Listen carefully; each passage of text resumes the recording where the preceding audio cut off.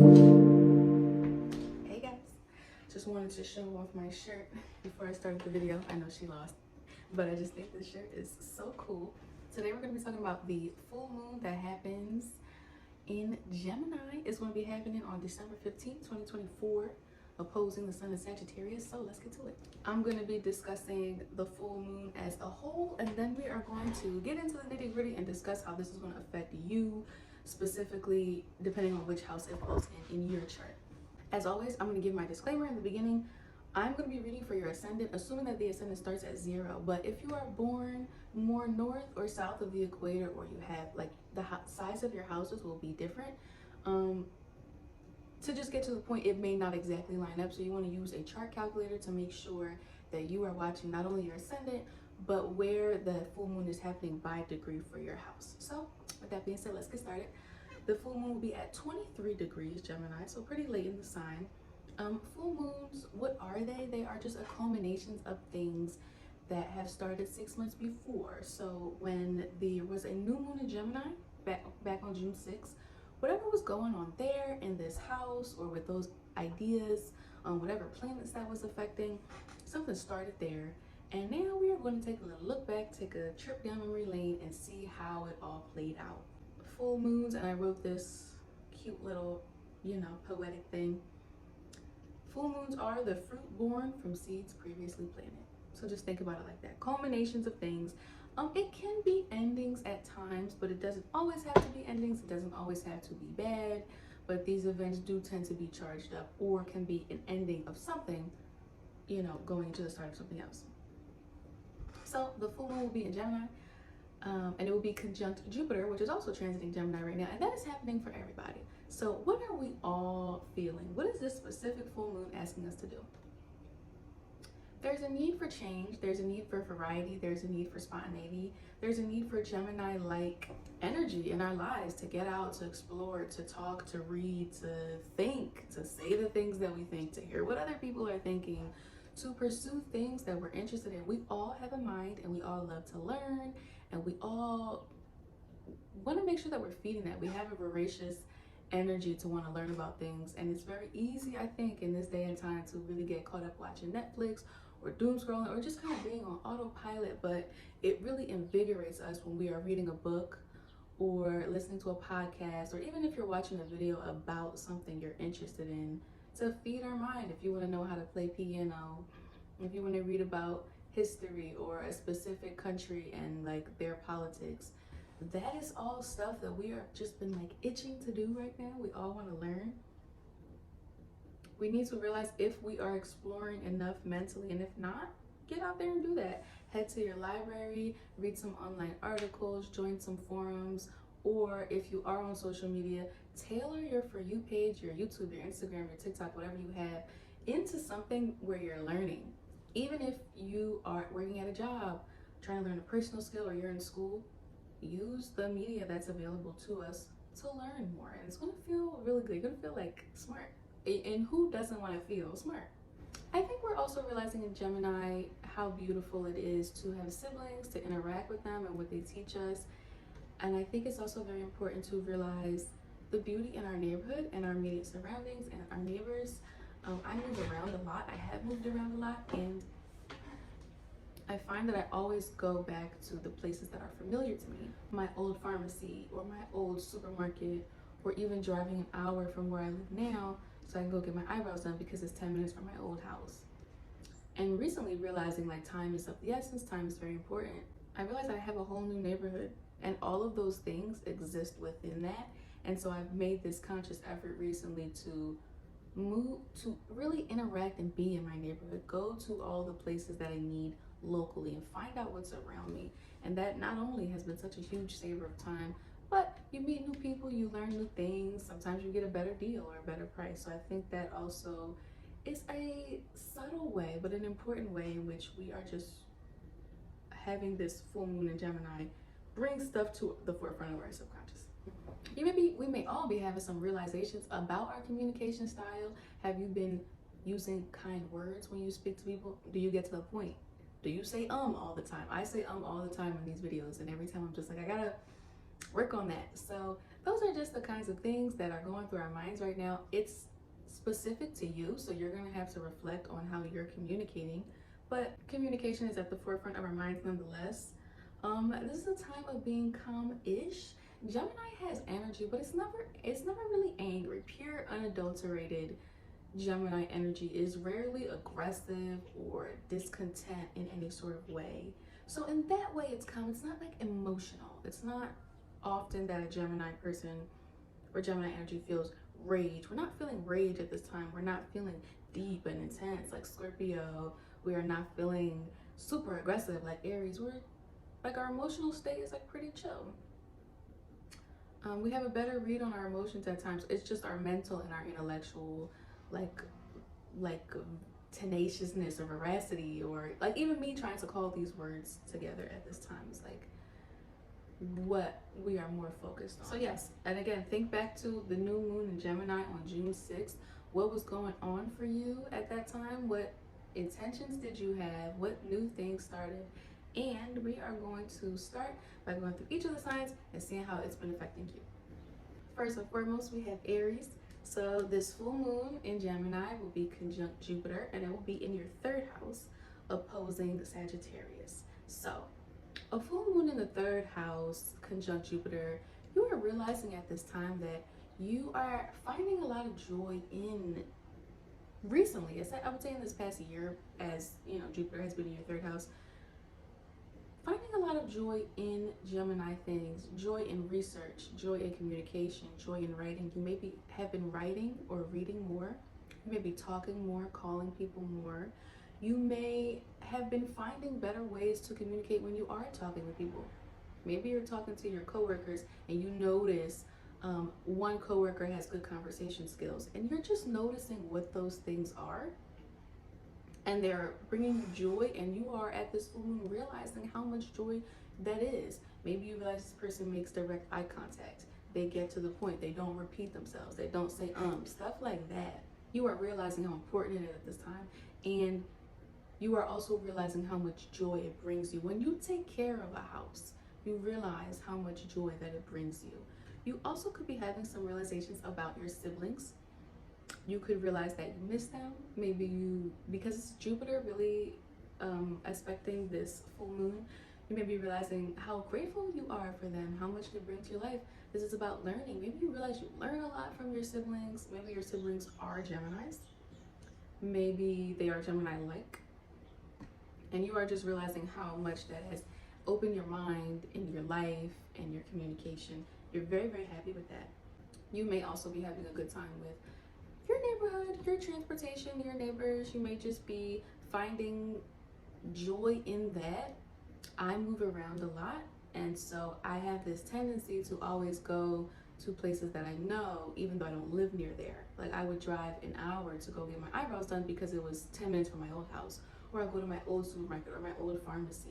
I realized I have a whole new neighborhood, and all of those things exist within that. And so I've made this conscious effort recently to move, to really interact and be in my neighborhood, go to all the places that I need locally and find out what's around me.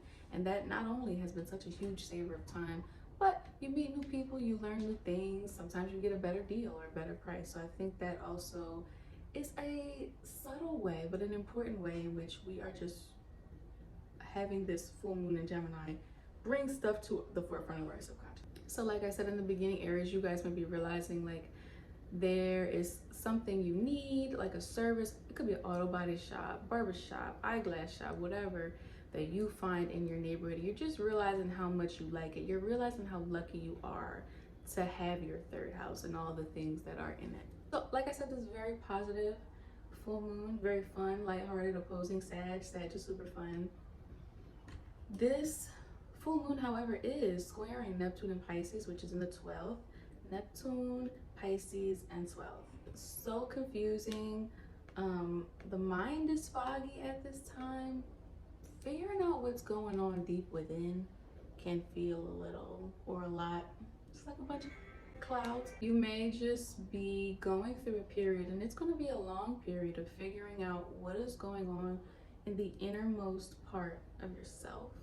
Neptune will be moving into Aries in March. of 2025. So it's been quite a long transit that we'll be wrapping up for you guys. That is at odds with you trying to pursue intellectual pursuits. If you don't really know who you are, if you don't really know what's going on inside, why you feel the way you feel, if you are a mystery to your own self, it is hard to find a way to think clearly, to move about your neighborhood, because you would be forgetting where you need to go or confused about where you want to go. It also can make it harder to interact with siblings because you are just not having the most solid inner foundation. It's not a bad foundation. Neptune and Pisces definitely fits in the 12, but it's just a time of like increased spirituality, increased permeability. You may just like believe something, and then you might watch a video or a documentary about Buddhism, and now you're like, am I Buddhist? Or you might love meat, and then you might watch something about vegetarianism, and you might be like, do I want to be vegan? But you're just, there's a lot of questions going on inside. And this is not the most conducive to Gemini, which also has questions, but they know what the questions are and they know when they find the answers. So I think that's the only thing that sort of puts a little bit of a damper on this full moon for you guys, but not so much, because like I said, this Neptune will be moving into Aries very soon, and Neptune definitely goes well with Pisces. And above all, you've got Jupiter right next to the full moon, which is making this a very positive experience. Tell me what was going on for you back in June with your siblings in your neighborhood. Did you move? Did you get new neighbors, new roommates? Did you start a new dynamic with your sibling? And how do you feel like that has played out in the 6 months, proceedings? My advice for you would be to really reflect, get in contact with your siblings, write down a list of things that you're interested in, you want to learn about intellectually, and try to reflect on your inner world and see, do you feel like you know who you are? And that will help you better explore this Gemini part of life that we're going through right now. So Taurus, this full moon is going to be happening for you guys in your second house. It's also going to be conjunct Jupiter in Gemini, which is going to be in the separate second house. So back on June 6, 2024, there was a new moon, and it was, if all things align correctly, should be in your second house. You may have been having some new ideas about your money, how to save it, how to spend it, where is it coming from, how can you increase it, what is it making you feel on yourself about the inside, your self-worth. A lot of times our bank account is attached to how we feel about ourselves, and it should not be, but thus is the lesson of the second house. So you were starting something at that time. It could be a new job or second job or something like that, new savings plan that you have done, something that you have invested in. And here we are 6 months later, and the full moon is asking you to be like, how's that been going? I am going to venture to say that this has been going very well for you, whatever you started back then, because Jupiter is in the second house, and it was back at that time. Jupiter has been retrograde for a bit, so even over the course of 6 months, it hasn't moved so much. You are also feeling a lot of joy right now about how you have been handling your finances and all the effort that you put into learning about learning financial literacy, gaining that. Finances is not just about making money, spending money, or saving money in, a sock drawer in your room. It's about 401ks. It's about learning about inflation and bonds and insurance and interest, and it's credit. And it's all those things, credit utilization. So it's like financial literacy. It's very interesting to have Gemini in your second house, because it loves to learn and it loves to have a multiple variety of things. So I'm really thinking that you could have got a second stream of income or additional stream of income back in June, and now you are reaping all the benefits of that. And I say benefits, not consequence, because Jupiter's here. Jupiter transits through this house for about a year, and it is lovely in the second house. You are at this time having lots of little gifts bestowed upon you from the universe. And because it's with the full moon, this could be something that you have started. Something that you have started, or it could just be like these little serendipitous things, which Jupiter often can be. This looks like when this happened for me, my insurance company lowered my rates for my auto. This looks like paying off some debts. You could have been aggressively paying off debts, and now you're just really feeling this joy, like, I got this off my chest. Like, I don't have to deal with that no more. You could be seeing returns on interest or dividends if you've been investing in the stock market. And you're really feeling a lot of confidence about yourself right now, because you know that for the last 6 months, you've been really putting in the work, and you've been using this Jupiter transit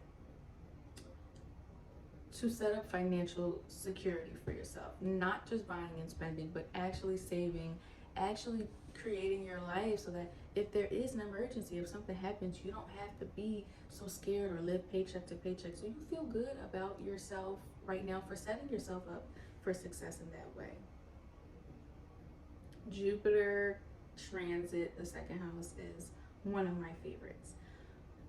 So yeah, a very positive full moon. The only thing that is not so positive is that you have a square from Neptune, which is in Pisces in your 11th house.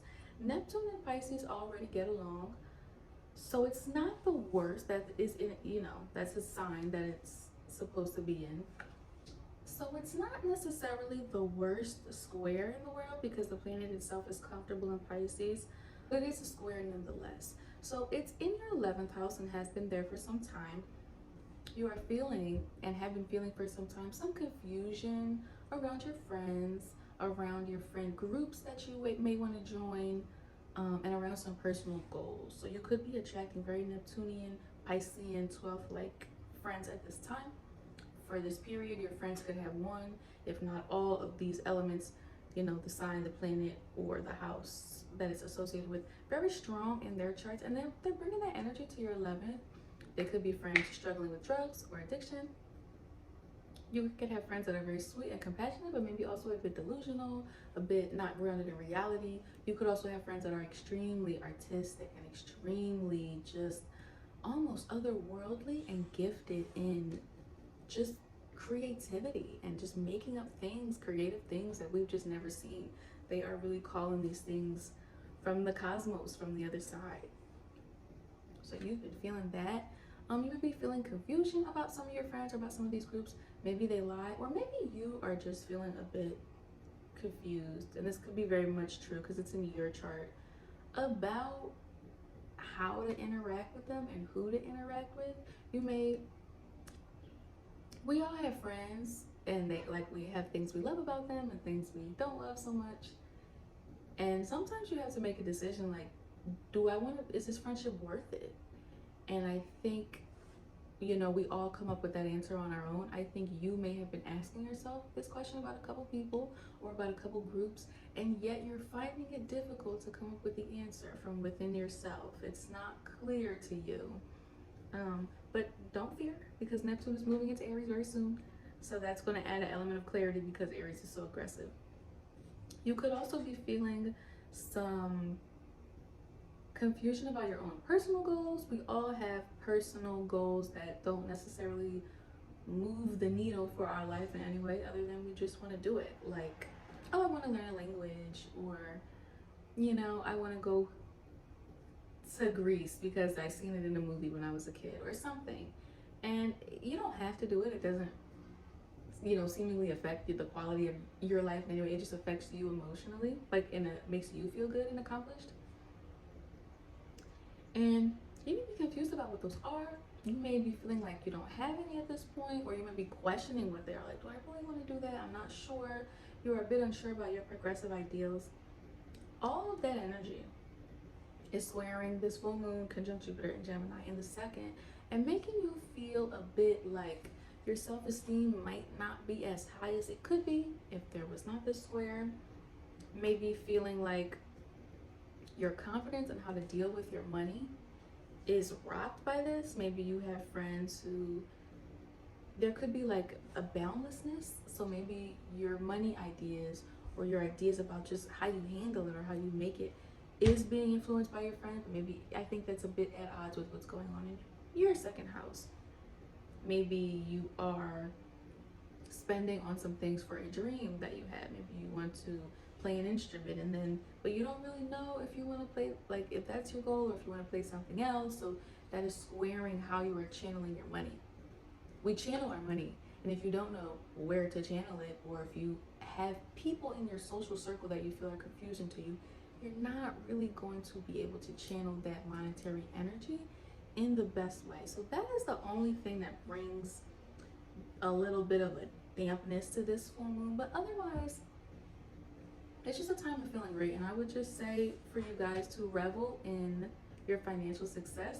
Remember, Jupiter's only here for a year, so get on it and just soak up all that you can.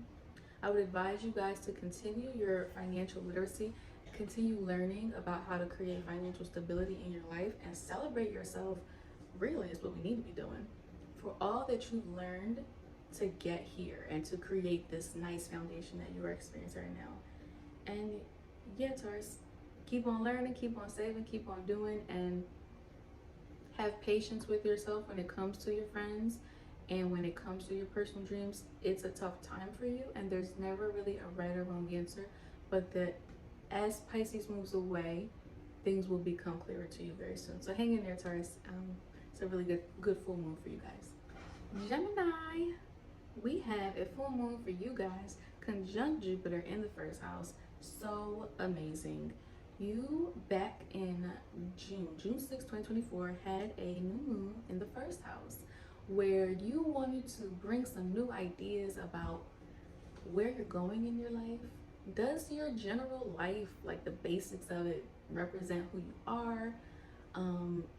New ideas about your look. Also, Gemini is very varied, trying a lot of things on. So I get the sense that you guys may change your look a lot, but you really may have wanted to go a whole new theme or a whole new direction, a whole new era for your physical appearance. You could also have been trying to do some working out, some new ways of interacting with your body were new. 6 months later, you are loving the results. And the reason that I say you're loving it is because we have Jupiter here. You are loving, basking in, realizing all the work that you put into yourself, all the learning that you've done about your body. Gemini is learning, first house is the body. You may have been, and for your whole life really, learning about what diets are best for the body. People always compliment my skin. It's because I do a lot of research into what skincare creams and what things to do and not to do to have good skin. So reveling in, you know, the fruits of our labor that you have been putting into the first house at this time. Feeling good about yourself, feeling confident, you're feeling funny. Gemini, you guys are always funny. You're so funny, but you're even funnier than usual. You just really want to play that up and show that off at this time. You are loving the direction that you have been going in your life, and you realize, I think at this time, that you want to go even more in that direction. You want to hit the throttle so that you can be even more Gemini like and be more you, could be more on the path and do more of the things that you know in your soul you were meant to do.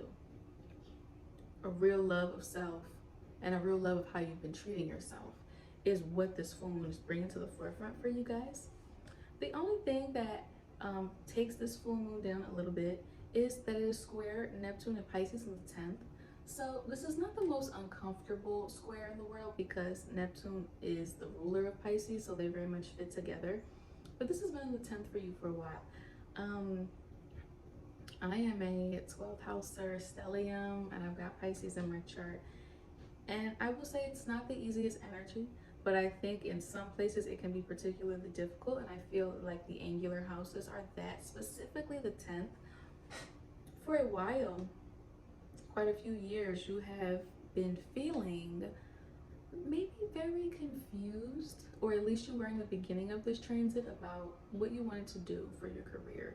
Really not knowing, really changing your mind often, having an idea and then a lot of self-doubt.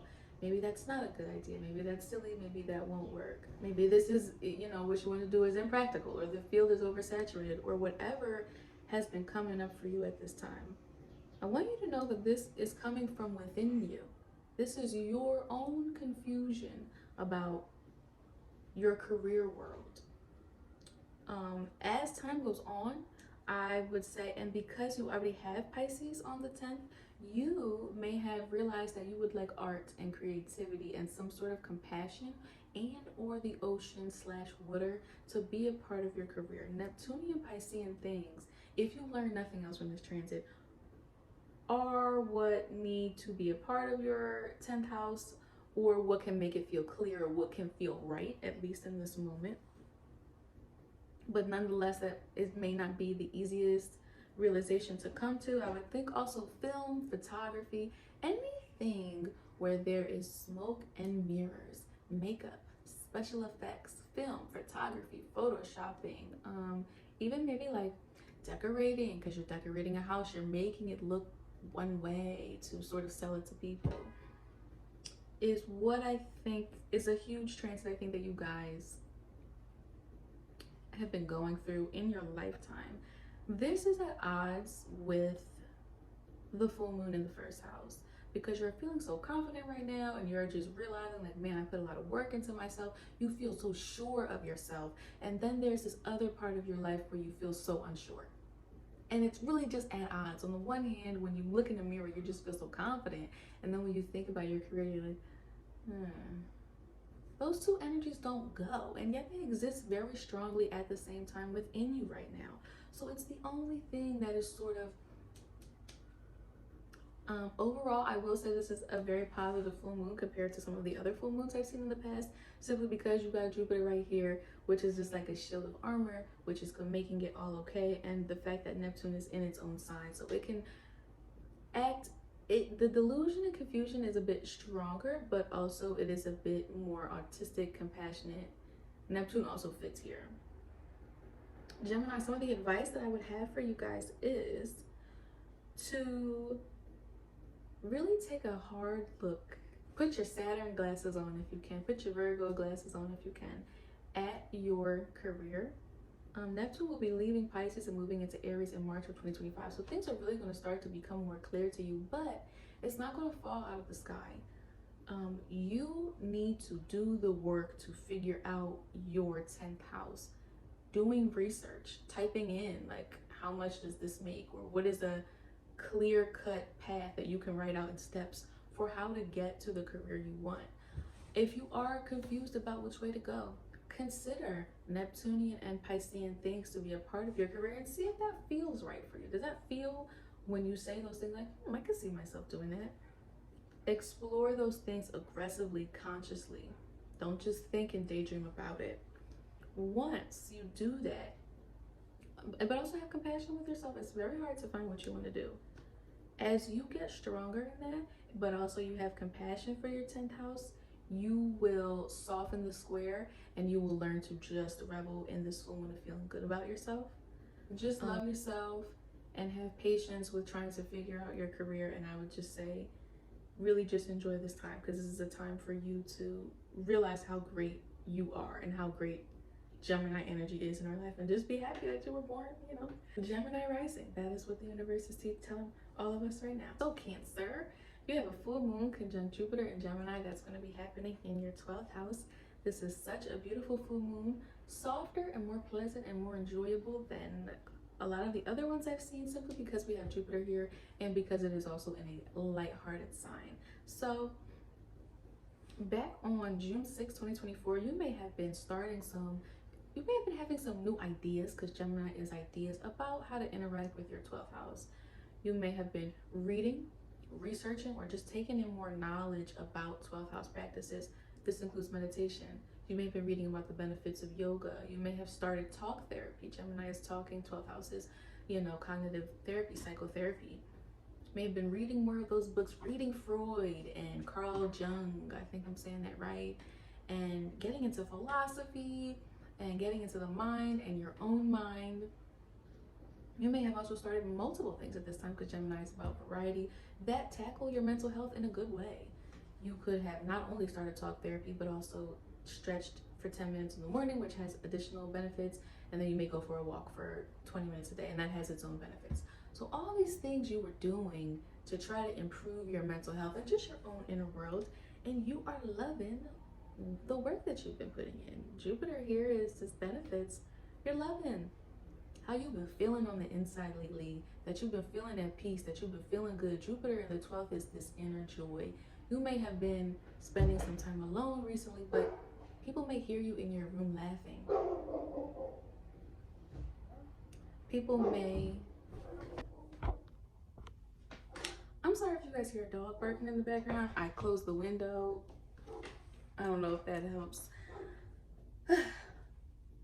Back into the zone. You're loving it right now.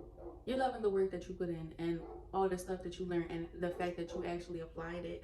When we work hard and when we take care of something like a plant, think of each of the 12 houses like a plant. When you water it and you give it the correct amount of sun and you follow the directions that are on, you know, those little things that they stick in the soil to teach us how to take care of it, you get a good plant. You get a healthy plant. You love how you've been taking care of your inner world. So you feel good. You feel this interconnectedness to spirit. You feel the spirituality around you. You feel that right at that moment when you needed $5 to get on the bus, that somehow you look and there's a $5 bill rolling down the street. That kind of stuff, because I have 12th house Jupiter natally, has actually happened to me.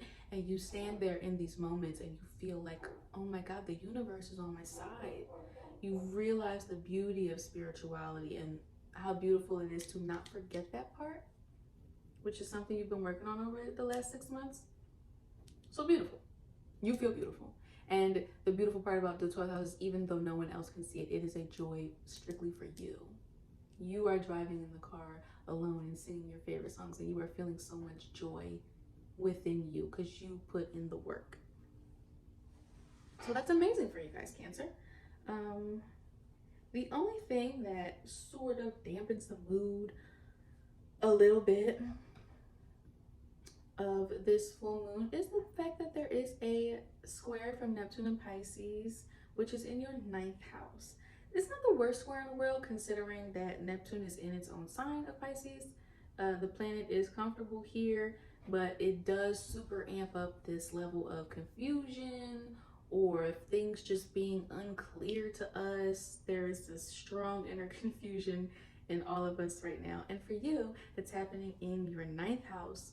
So you may have been feeling for quite a few years, depending on how far you are into this transit, that you are confused about your spirituality. What organized religion or set of philosophy or beliefs do you actually believe? You may be feeling confused about things that are foreign to you, foreign culture, foreign people, foreign languages. This can look like turning on the news. And I know we see a lot of stuff about the war, you know, Israel-Palestine, and then I think Lebanon and Syria were involved at some point. You may be just confused about like, what is going on in the world, or why are people doing what they're doing, or each of those sides is such a great example. Has strong religious connections to why they are having tension today.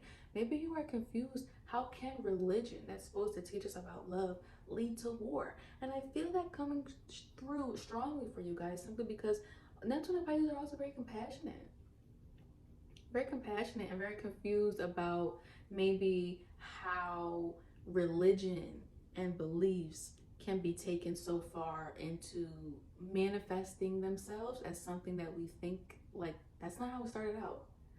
Isn't religion about peace? So how do we extrapolate that to war? Like, how are those two things connected? And yet they are, as we can see in the world. That is square, all that energy is squaring the your full moon conjunct Jupiter in the 12th.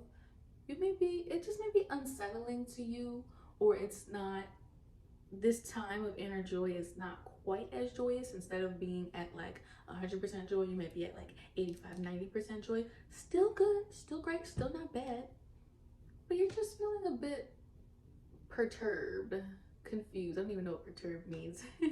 You're feeling a bit confused about what direction you want to go as far as beliefs. What beliefs do you want to have in the world? If you believe that animal cruelty is wrong, but you think it's okay to eat meat, you may be having this inner turmoil, like where do I want to go? How do I want my values, my beliefs, my philosophy to channel? And because you have not really been able to be super clear on that, it's frustrating. And it's taken away a little bit from that inner peace and inner joy that you have been feeling. So my advice for Cancer is to first recognize that this full moon is an amazing full moon, no matter the square. So a lot of good energy going on.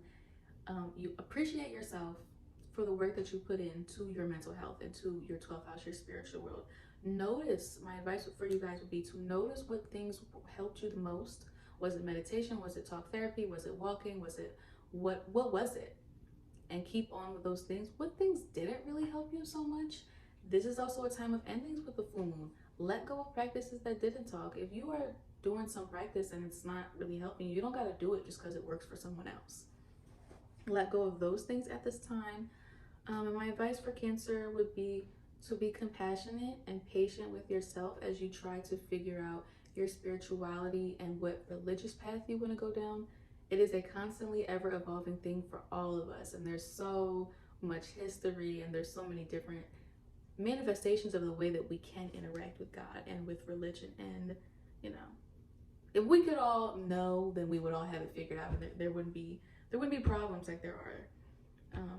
There wouldn't be religious conversion, there wouldn't be war, you know, stuff like that. And yet these things exist because these are tough questions. So don't beat yourself up, have compassion, seek out others and try to collaborate so you can find that answer. But most of all, continue on taking care of your mental health. You guys have been doing a great job. And I hope you enjoy this full moon. Hey Leo, you guys have a full moon conjunct Jupiter in Gemini in the 11th house. Super fun. And you guys, you know, you're already one of the funnest ascendants, one of the funnest signs. I love Leo energy. A full moon conjunct Jupiter in the 11th house looks like realizing how much work that you've been putting into your friend groups and your friends and building that social circle around you. Just reveling in the joy of that. Full moons can be a time of endings, but you have Jupiter here. So I think what the energy really shifts to is not necessarily an ending, but a summing up of looking back like, damn, I'm really proud of my friends. The phrase, you are the sum of the 5 people you spend the most time with, is very powerful and has been studied and talked about for a very long time because there is a lot of truth to it. There are even statistical studies and data that show certain correlations between the friends that we keep and the type of life that we might live.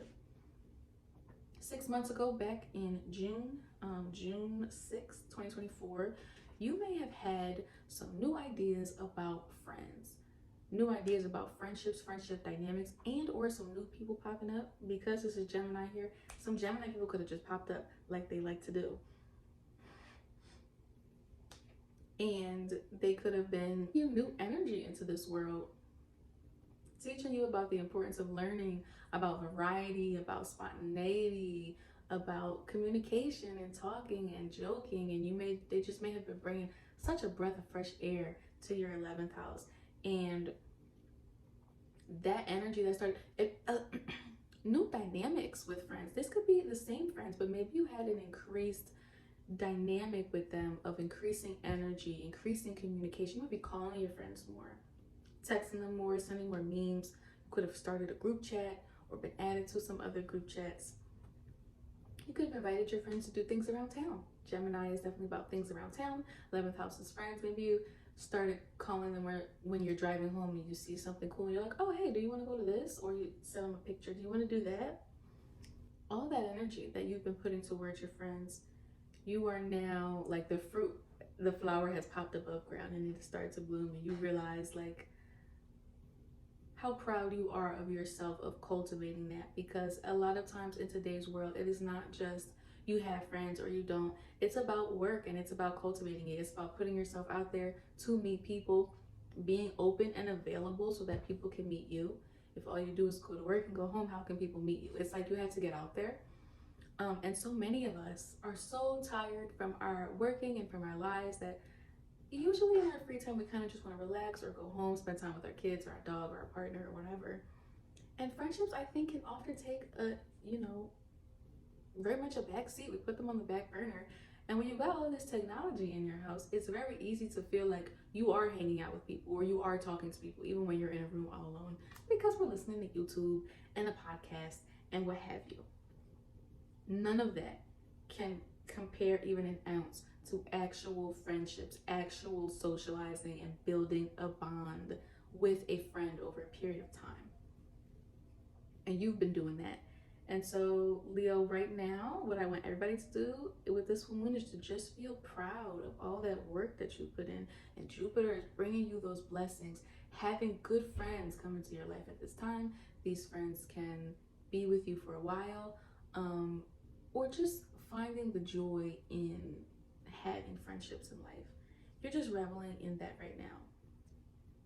The only thing that dampens the mood of this a little bit is that there is a square from Neptune and Pisces coming from the 8th house. So it's not the worst square in the world, considering that Neptune is in its home sign of Pisces. So the planet is sort of comfortable here, but what it does is it does increase the level of confusion or lack of clarity that you may be feeling in your life around 8th house matters. There could be something to do with lineage or ancestry. It could be an inheritance. It could be where you're from. It could even be like the emotional state or the type of people that your grandparents were even. It's becoming very foggy and unclear to you, and it has been for a while, depending on where you are, like how deep you are into this transit. It feels confusing. It's like you may have been told stories about your grandparents, and then you may find something out about them that may not be so pleasant, or maybe you find out a secret about them, and it just has really sent you into this place of confusion. There may be things that have been supposed to be passed down, and they're not making a direct way to who they were supposed to be passed down to. It could be confusion or fighting about who, where, what gets passed down. So that's been going on for you about that time. 8th house is also our inner emotional world. You might be feeling very confused about your emotions. And that makes sense because they are so fleeting. We may be feeling angry. You know, how many times has somebody beeped at you when you're driving and you're just like, whoa, it's not that serious. We all have a different emotional landscape. And so because emotions change so much, you are just like wondering what that is. The 8th house is not just about sexuality, but that is a huge part of what comprises the 8th house. I would say at least half of it. And I would say very much a level of fogginess, confusion, boundlessness, questions, daydreams about your sexuality, truly trying to grasp what it is that you want. What do you want to do? Who do you want to do it with? What kinds of activities do you want to do? What do you not want to do? Could be someone pushing your boundaries at that time. You could be trying out different forms of expressing sexuality and feeling what works, what doesn't work. You may even try out new things and be like, I don't know if I like this or not. And that is a frustrating place to be. I have a 12th house stellium, and so I was born into this daze of confusion, and it never gets easier. I'm always just like, ugh. It's like there's fog around me. I'm just like, just get away. And it eclipses my entire life. But for you right now, it's eclipsing the 8th house. It's frustrating because we want to be clear so that we can, expend our energy, especially you guys, Leo, this fire. You want to go at life with everything. And this has made you be like, quite pensive in this house. But nonetheless, like I said, this full moon is very positive. So I would not get too hung up on that. There is a slight square. That lack of clarity in that way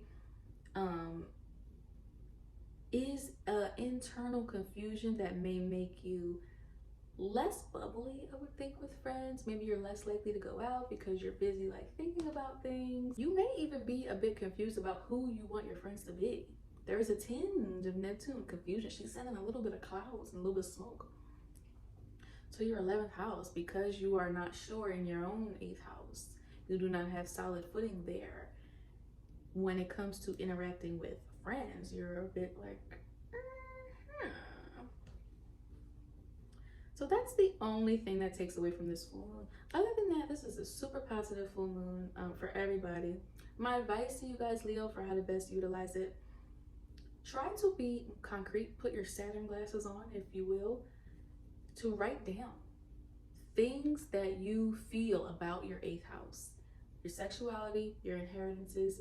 How do you feel you're emotionally relating to your finances and your ancestry, inheritance, lineage?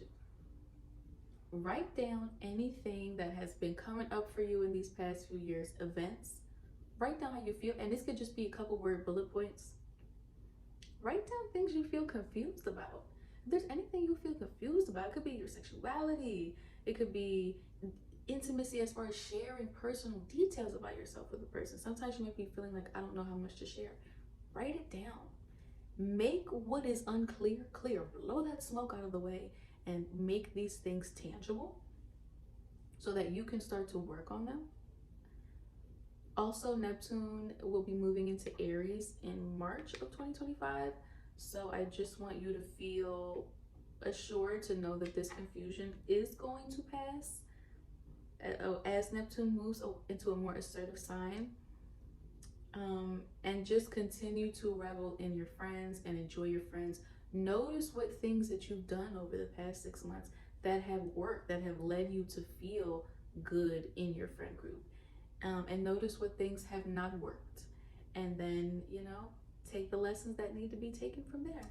So Virgo, this full moon is going to be conjunct Jupiter in Gemini, and it's going to be conjunct in the 10th house, an angular house, and one of my favorite houses.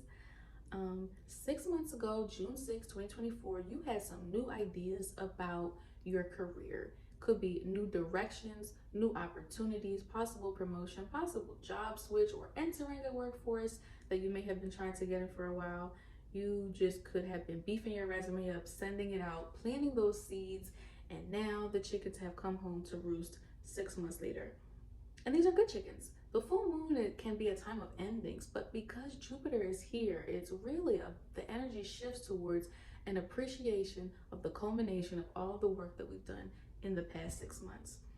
Jupiter is rewarding you. The full moon is telling you, hey, look, be proud of yourself for all the work that you've been putting into your 10th house. Whatever you did 6 months ago, whatever energy was starting at that time, appreciate yourself. Take time to pat yourself on the back, because there's all these rewards coming to you because you put so much work into your 10th house, for the ideas you set, for the knowledge that you tried to gain. Gemini is about knowledge. Like 6 months ago, you were really thinking about your career and how to take it to the next level or make it be something that's more fulfilling to you. And now Jupiter says, here's your gifts, and the full moon says, revel in that. Be grateful for that. Think about that. It could be that maybe you were trying to figure out what you wanted to do 6 months ago, and now the full moon is this culmination. It's like, oh, now I know. It's this light bulb moment.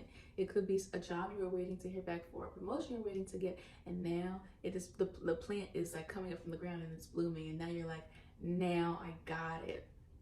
There's a real sense of confidence, a real sense of assuredness and forward thinking. And the 10th house is at the top of the sky. So when things go well here, even as Jupiter will transit, you know, eventually out of the 10th house, it is really catapulting you in a good way. Anytime we have good events here, that they just last long beyond the event, you know, in a positive way. So a very fun and exciting, fulfilling full moon for you and for everybody. The only thing that takes away from it a little bit is that there is a square from Neptune and Pisces. Now, this is not the worst square in the world because Neptune is at home, you know, in its sign of Pisces. So the planet is very comfortable here. But on an angular house in your 7th house, and has been there for quite a while. So even though Neptune is comfortable here, Neptune in Pisces really adds a double layer of confusion, of things feeling hazy and unclear. You may be feeling deceived or unsure. Something does not feel right, and you cannot place what it is in terms of the 7th house. Now, Neptune is in Pisces for all of us, so we are all feeling this, but for you, it's in the 7th right now. And this is not a short transit, so depending on how far along you are in this transit, you've been feeling for a while like not unsure of how to interact with others. How to interact with others. Others may seem like a mystery to you. Others may seem like you don't understand them. You don't understand their motives. Why are they doing what they're doing? Especially in the realm of dating. You may be dating people and they may suddenly up and leave. Pisces is the king of the disappearing act. They will disappear like they never existed. You'll have to look at pictures and texts and be like, oh my God, this person did exist. You could be having that happen to you in your 7th house, and it's jarring for you, and it makes it even more confusing because you're just like, but why? This looks like maybe you've gone on a couple dates with somebody and they went great and then they ghosted you.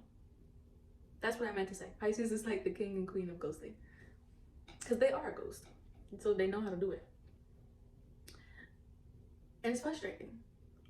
You may not know why they're acting the way that they're acting. They may have addiction problems. It could be, you know, harder drugs, or it could just be addictive behaviors. They could be addicted to coffee, to gambling, to vaping. My goodness, the way I see people act over a vape. Those kind of things. And the whole thing, you're just like this. What are you doing?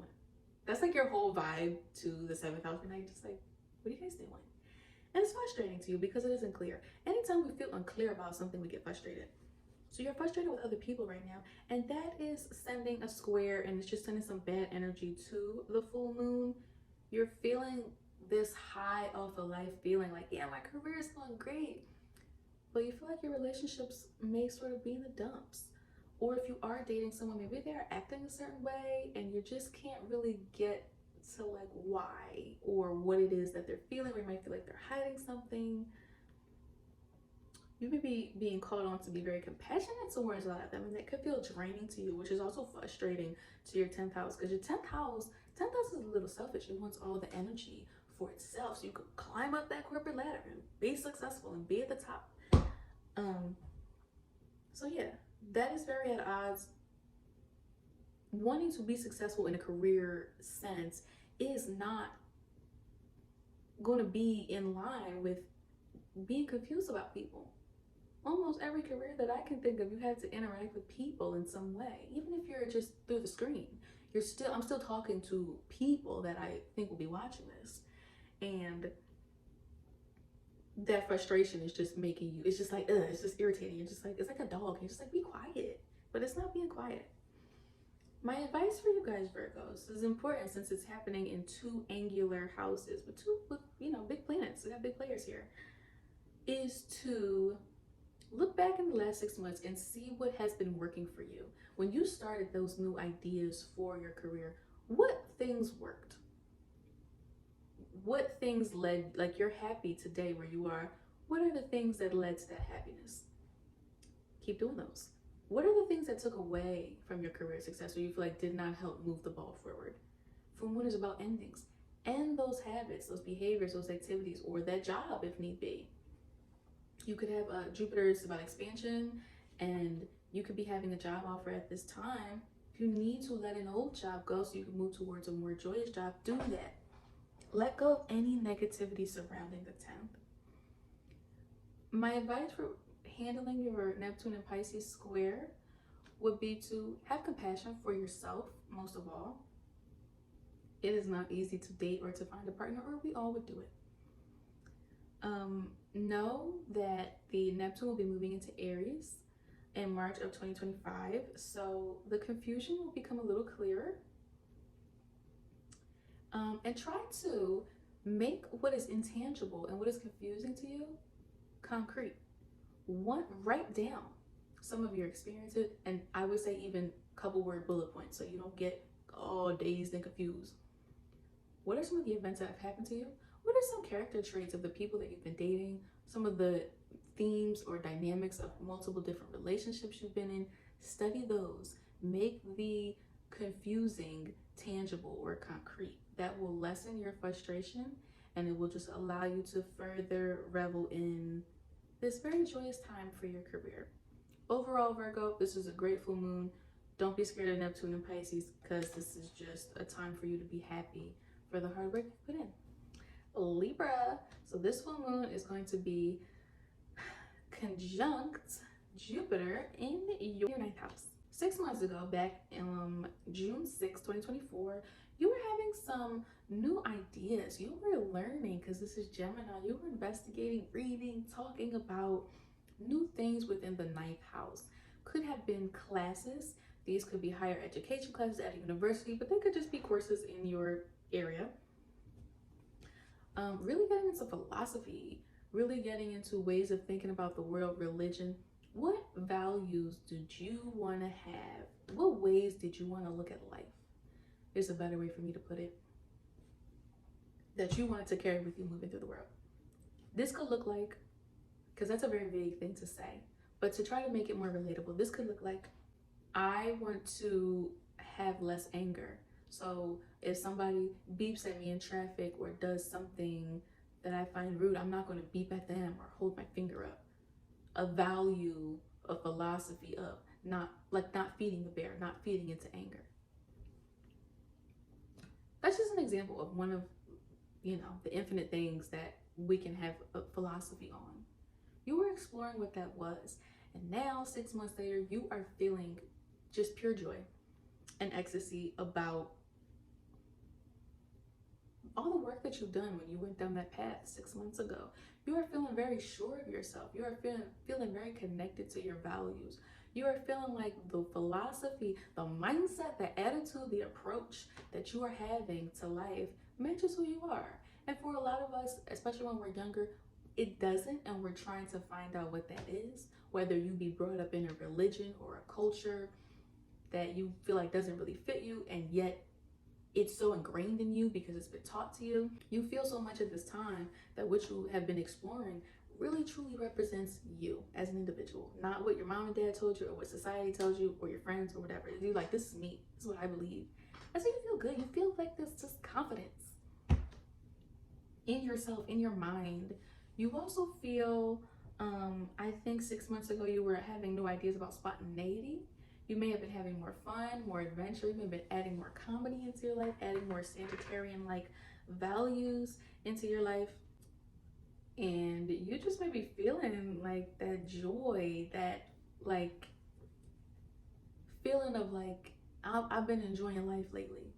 I've been having fun lately. I've been having adventure lately. We can enjoy life in so many different ways. That's why there's all these 12 houses. Some of us may be enjoying a time of financial abundance, or some of us may be enjoying a time of increased friendships. You are enjoying the fact that you've been on adventure, and that is so easy to get away from when so many of us, myself included, go to work and go home, and I also go to school and go to the gym, but even that just can feel very monotonous, and we need that random time where we just are driving past something and we just do something that was not planned. You've been doing that and you've been loving it, and your soul has been happy, and you've just been feeling this inner joy. Jupiter here, you've probably been joking a lot more with people. There's an inner funniness, happiness, optimism. Your inner Sag is just radiating right now. And so you love that you have gone out of your way to bring that into your life. So a very positive full moon. The only thing that sort of like takes it down a notch is that you have a Neptune square from Neptune and Pisces in the 6th. This is not the worst square in the world because Neptune is at home. It is the ruler of Pisces, so the planet feels very comfortable here in this energy, but it does, really add on a double layer of this sense of confusion, of things feeling foggy and hazy, feeling unsure. There's a real feeling that something, when, there's Pisces or Neptunian energy around, there's something not right. And yet we just can't place our finger on it. We don't really know what it is that isn't right. But Pisces is so strong in its emotion, something feels very wrong. And thus comes in the frustration that Pisces as a sign or as an archetype often carries with it. When we're frustrated, we want to resolve the problem. But if we're frustrated and we don't know what the problem is, then it's just going to make us more frustrated. All of that energy is going on in your 6th house. So, and depending on how far you are into this transit, this could have been going on for quite a while, where you feel confused about, first and foremost, your structure and routine. Neptune and Pisces do not belong in the 6th. So already it's just a very interesting place for Pisces, like a house for Pisces to rule. 6th house is at 8 o'clock, we're going to wake up. At 8:45, we're going to be walking out the door. We're going to do this at 9:15. I have an appointment here. It's very to-do list. The to-do list is timed, and we're gonna get everything on it done.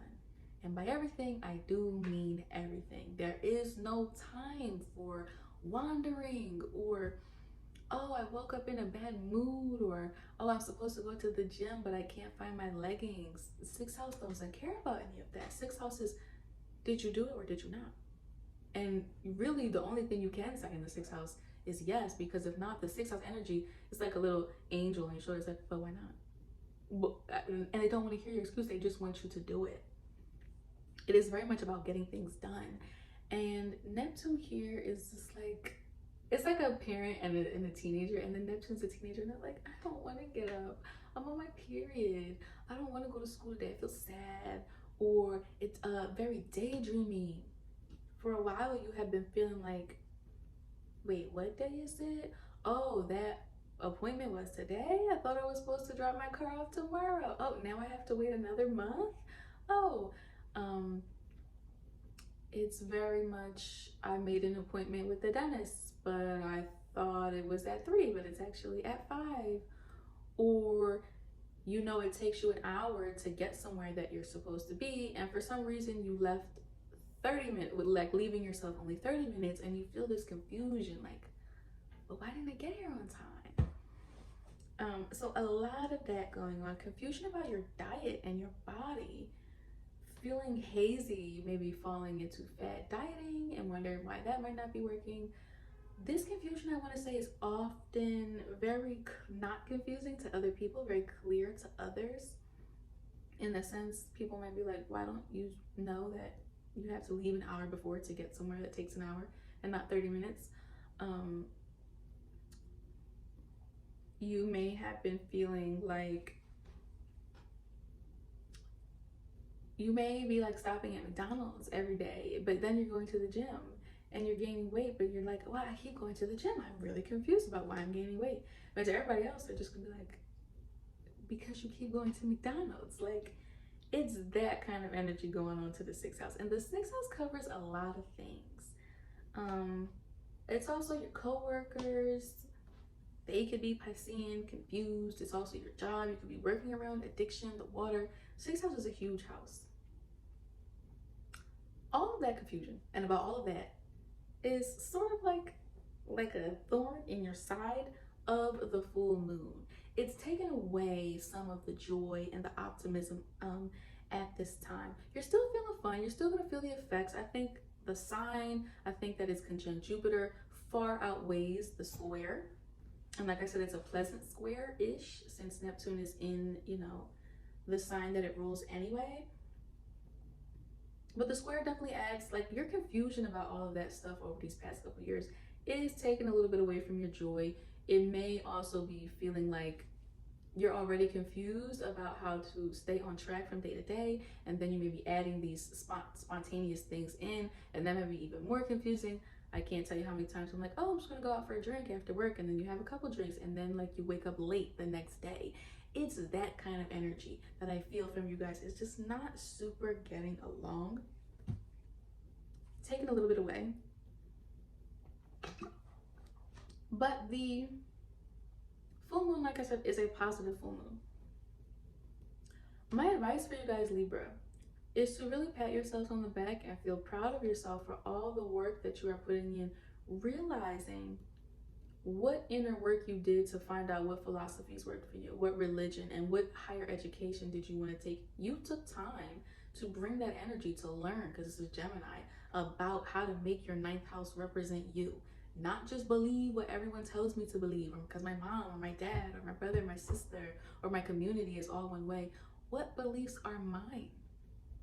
You took the time and you had the bravery to not only figure out what those things are, but to find the joy in them. You took the time to not just sit on the couch or lay in your bed and watch Netflix on your phone while it's propped up on your pillow.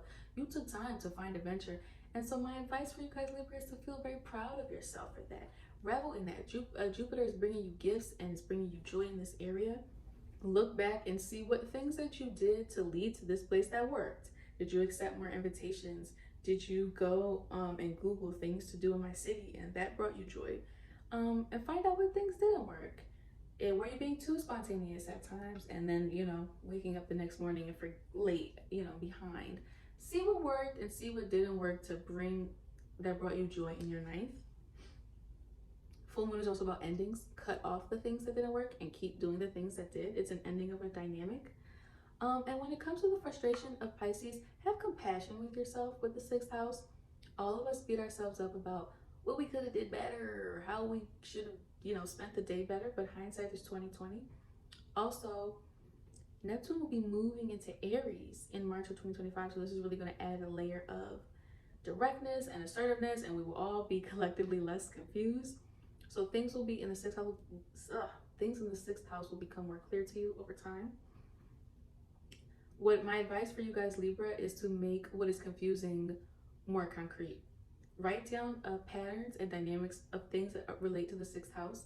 How do you feel about your punctuality, your day-to-day, your tasks, your diet, your structure, and your routine? Write those things down, and do not write a bunch of words. Write some bullet points so that you can stick to the point. In doing so, it will help this clear the fog, and that will lessen the intensity of the square. But nonetheless, I would say, Libra, you've been doing a great job with finding values and philosophies that are true to you, and you've been doing a great job at adding fun into your life. So I just hope you guys enjoy this full moon. Okay, so now we're going to move on to Scorpio. Scorpio, this full moon in Gemini is going to be happening conjunct Jupiter in the 8th house. So you're having some realizations, Scorpio, at this time. And interesting that it will be happening in your 8th house. This is a house that covers Scorpio. You're going to be having some realizations at this time about your inner feelings, your inner emotional landscape, if you will. I always say the 8th house is like if you took a picture of the outside of nature, whatever that looks like is how you're feeling on the outside. So is it a sunny day? Is it a gloomy day? Is it dark? Is it bright? Stuff like that. You're having realizations about your emotional world, things that, I'm going to say emotional baggage, things that you have been holding on to, grudges even. At this time, you are also realizing, I think, the importance of joy. I think you are realizing, because you got Jupiter here, you're realizing the importance of letting these things go, realizing the importance of this Gemini energy in your 8th house of being lighthearted, or at least having a lighthearted approach to some of these things. You're realizing how important it is to look at the silver lining and have a bit of brightness as you try to work through your inner turmoil and not just get embroiled in the tragedy or the gruesomeness of it all. You are realizing how important it is to have a positive attitude at this time when it comes to dealing with tougher things in life. You're also having a realization about your sexuality at this time. Because Jupiter has been here, depending on how far you are into the transit, maybe a couple months, you are realizing that you are having some joy and maybe some expansion, maybe some increased experiences with your sexuality. You could be having more partners. You could be just being closer to one partner if you are in a relationship. You could also be trying new things or just feeling increased confidence in this area. And you are realizing how important that is to you in your life. You are a Scorpio rising, so that is something. All 8th house matters are going to be a theme of your life. And so to be realizing that, to feel the joy of that, to realize how important that is in your life, is something that the full moon is just bringing to the forefront at this time. This is important. This is something to focus on even after this full moon and Jupiter passes, like to keep this house vibrant. I would say at this time there are loans that could also be coming through. These could be loans that you have applied for in the past, things where money is not just like coming into you and you're deciding what to do with. This could be maybe auto insurance or any type of insurance, a home loan, a mortgage you've applied for, or a scholarship or something like that. Something that you planted a while ago, 6 months ago, back in June 6, 2024, when we had the new moon. Whatever you were starting there, whatever you were applying for, whatever financial things were going on, they have come to fruition in a very good way at this time.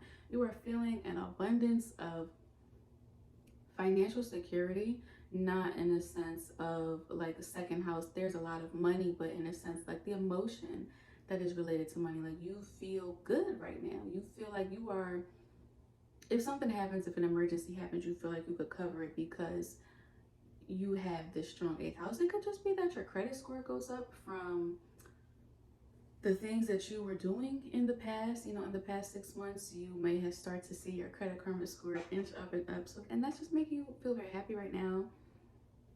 The point of the full moon is to realize what has been working and to keep doing those things in these 8th house matters, and to realize what hasn't been working and to let those things go. The full moon, like I said in the beginning, is about ending sometimes, but with Jupiter here, it's a good ending. It's a shedding of something that we don't need anymore. And I think nobody understands that transformation, that shedding of that skin, so that we can mold into something else better than a Scorpio. So a very nice house for you to have this in, and a very positive full moon in general. The only thing that is slightly not positive is that you are having a square from Neptune and Pisces in the 5th. This is not the worst square in the world, considering it's such a positive full moon. And also, Neptune is in its, you know, home sign of Pisces. So the planet is very comfortable here in this sign. But it is squaring this full moon conjunct Jupiter in 8th from the 5th house. And it is a pretty close square. So what does this mean? You, Scorpio, have been having some confusion. Neptune and Pisces by themselves, respectively, bring an air of confusion, bring a lack of clarity, a sort of boundlessness. There is sort of a hazy fog. Just imagine a smoke machine goes off all around Neptune, wherever it's transiting. And so right now it's been in your 5th house. But the fact that it is also in Pisces adds really a double layer of this lack of clarity. There's also a layer of compassion that comes, but a lack of clarity is just like a key element of, you know, this energy. When Neptune has been in the 5th house, and it has been for a while, depending on how far you are into this transit, you have been feeling some confusion about your ego, about yourself. Maybe you have not been able to find it. It's like when you're like feeling for something and you can't really see, and you're like, oh, I found it. You may be like looking in the dark for your ego and not feel like you're grasping anything. We need a 5th house. We need some Leo. We need some Mars, so we can, you know, puff our feathers up and we can show who we are, so we can assert ourselves, so we can show our creativity. How are you going to show off the creative things that you've made, or how creative you are, if you don't have an ego to get enough, you know, to get on stage? The confidence. It's not just ego, you know, just that. It's not just shallow ego. It is also a huge amount of confidence. So that you may have been feeling like is missing for a while. 5th house is also dating. It can be short-term relationships, or it can just be the period of time of where you're dating before you get to the 7th. It could also be how you like your dating life to be. It could be how you want someone to court you. This has been very confusing for you. You may have partners that come and then, you know, because Pisces is just like, they're the kings and queens of ghosting.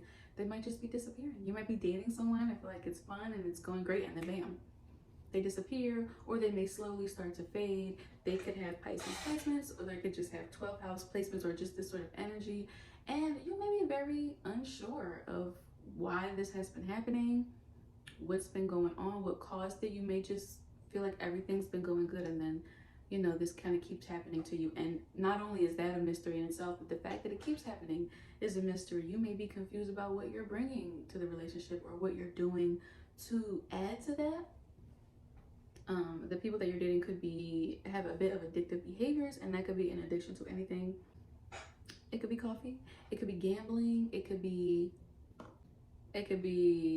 working out, it could be anything. But there's just some addiction there, and their partners are sort of also confused within themselves. We definitely feed off of our partners in the 5th house, and I think because your partners may be confused or maybe lacking a little bit of self-confidence, that may be rubbing off on you. You might be absorbing that in some way. It's also a nebulous time with children, if you have any, or if you are trying to conceive. You may be feeling like a bit distant from your children. You may be feeling like your children are struggling with some of these things. Your children could be Pisces, and they could just be struggling with trying to put boundaries, knowing when to stick up for themselves, and trying to learn how to really channel their compassion and their creative energy. All of that going on within your 5th house, within your dating life, and within your own ego, where you're trying to find some clarity, is not really getting along with the energy of the 8th house. It is hard to feel sure and to feel fierce. Scorpio, you guys are very fierce. It is hard to feel that fierceness and that assuredness when you don't really have your backbone in order, when you don't really have your ego or your feathers fluffed. How can you, take risks or apply for loans or make financial decisions if you do not trust yourself? How can you show up in the bedroom if you don't have any ego, if you don't have any confidence, if you don't feel like you trust your partners or your dating dynamic? It's gonna rock that 8th house a little bit. Like, you have to go in order. You have to go through the 5th to get to the 8th. And so if you have not done the work in the previous houses, then by the time you get to the 8th or any of the following houses, it's not going to hit quite the same. It's not going to be what it really could be.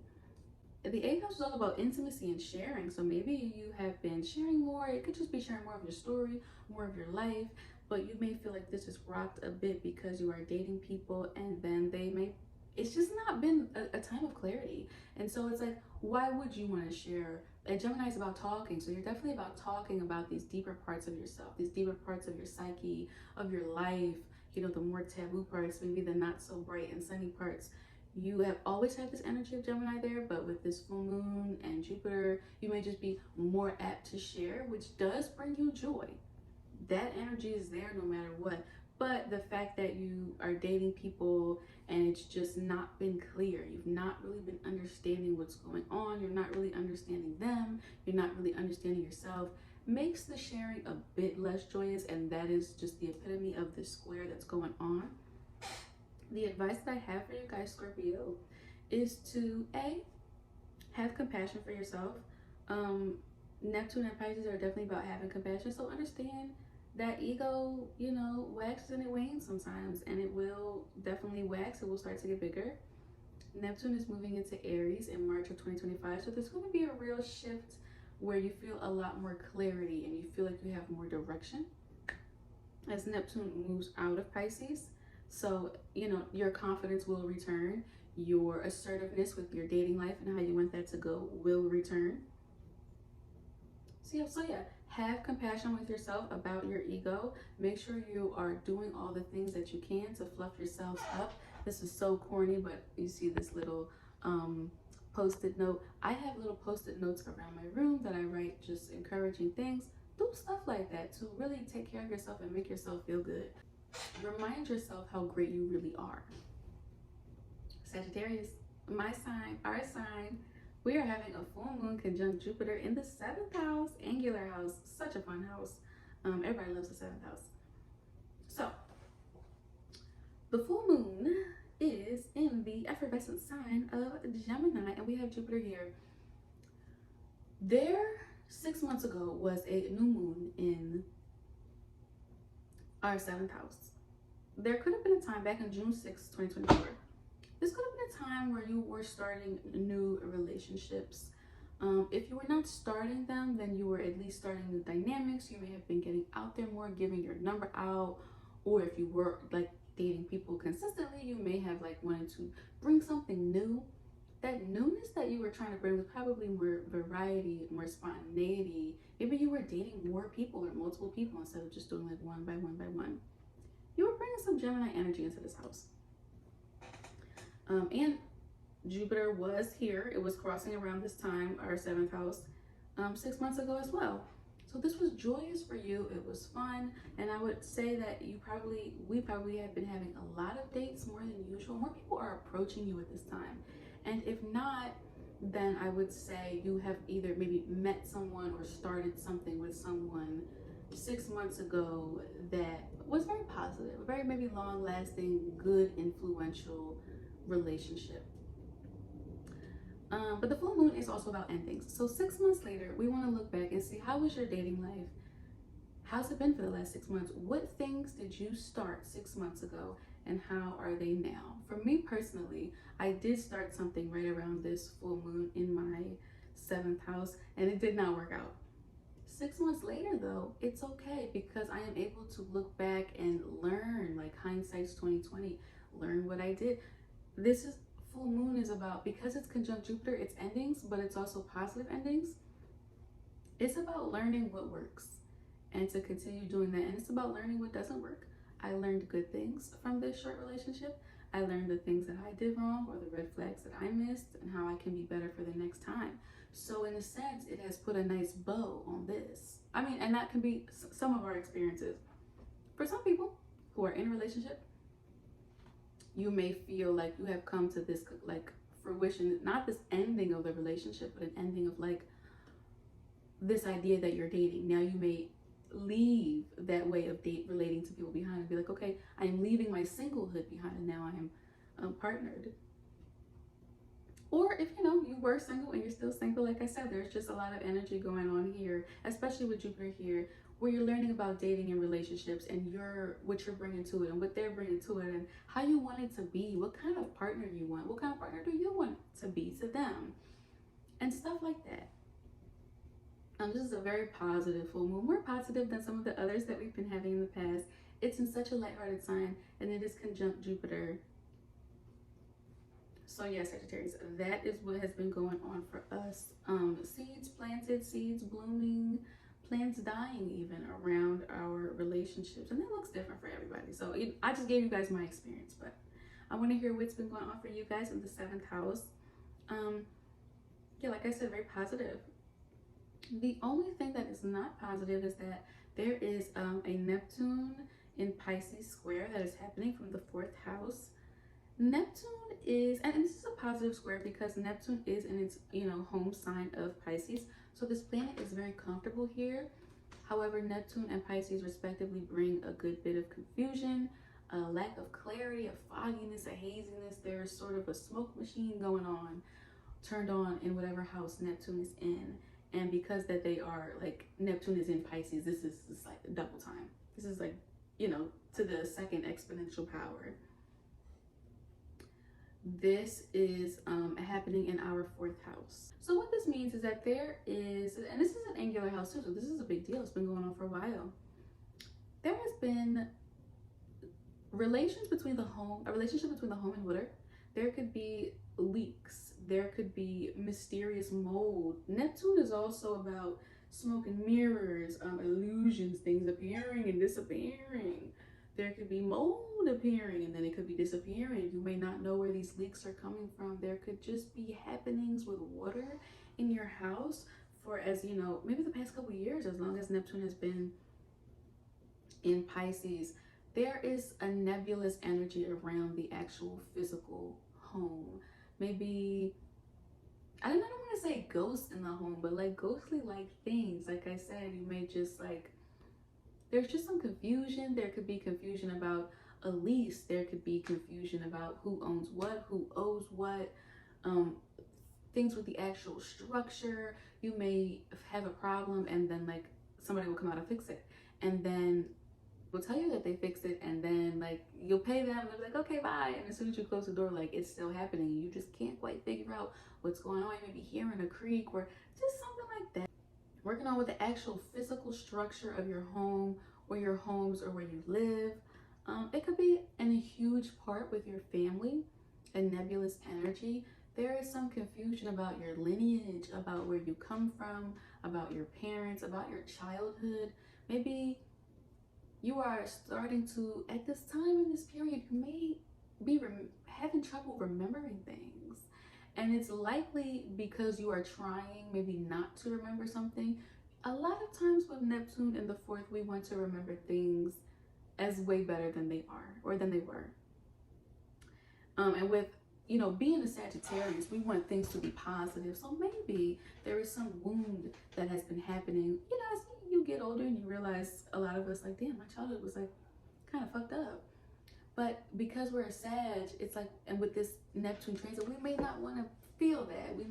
That may feel too bad, or we may not want to work through that trauma. So we may tell ourselves that it was better, and we may turn the smoke machine on ourselves in an attempt to delude ourselves. That's a huge part of Pisces. Not only we are being deluded, but we are deluding ourselves about our childhood, about things that have gone on in an effort to soothe pain. However, our soul knows what happened. And so as much as you try to delude yourself, something doesn't feel right. It's just like, that's the whole energy of Neptune and Pisces. Something is off, but we just cannot place what it is. And if it's that self-delusion going on, that's what it is. You may be feeling something toward a specific family member. I almost said Pacific. My goodness. You may be feeling something towards a specific family member, a sort of tension or a sort of drawing to them, some sort of undercurrent that you can't quite place.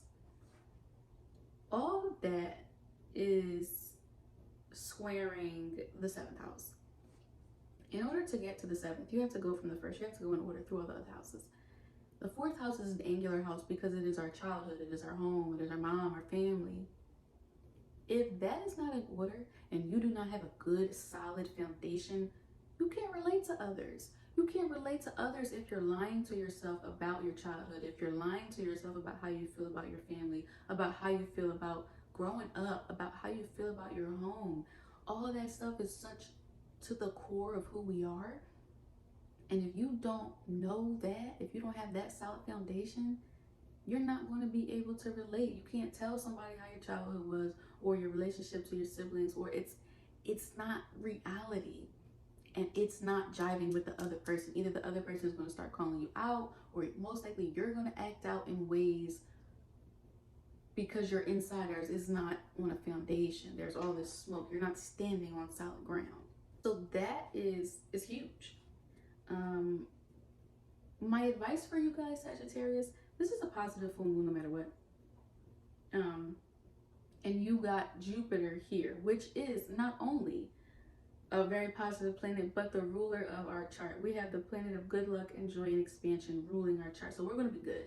And this full moon is like, let's find the joy in others and in dating and relating to one-on-one. So I wouldn't be too scared about this Neptune square from Pisces. Also, Neptune is going to be moving into Aries in March of 2025. So there's going to be a lot of forward motion, a lot of clarity that comes to you about your 4th house. So I would say wait for that. My advice to you guys for how to best utilize it is to think about your dating life. Think about what's been working. Continue to do that. Think about what's not been working. Shed those dynamics. And when it comes to the nebulous energy of Neptune, write down, just in bullet points and in short words, not whole long sentences, some of the things that feel unclear or hazy to you about your childhood, about your physical home, about your family. That writing it down helps make the intangible more concrete, and it will bring you more clarity so you can relate to others. So Sagittarius, that is my advice for you guys. Get out there, keep on dating. We have Jupiter here in the 7th house, and it's only here for a year, so make the most of it. Capricorn, you guys have the full moon conjunct Jupiter in your 6th house. So you have been really feeling the benefits right now of the hard work that you've been putting into the 6th. About 6 months ago, June 6, 2024, you had some new ideas about your 6th house, about your structure, about your diet, about your routine. You may just have started to tailor it in a way that you feel like suits you more. This could be being more structured. This could be, it's most likely more variety. You may have been multitasking more in your day. Maybe you realize like, hey, while I brush my teeth, because this is Gemini energy, I can also listen to a podcast. Or while I'm driving to work, something you do every day, I can listen to this audiobook and get this information.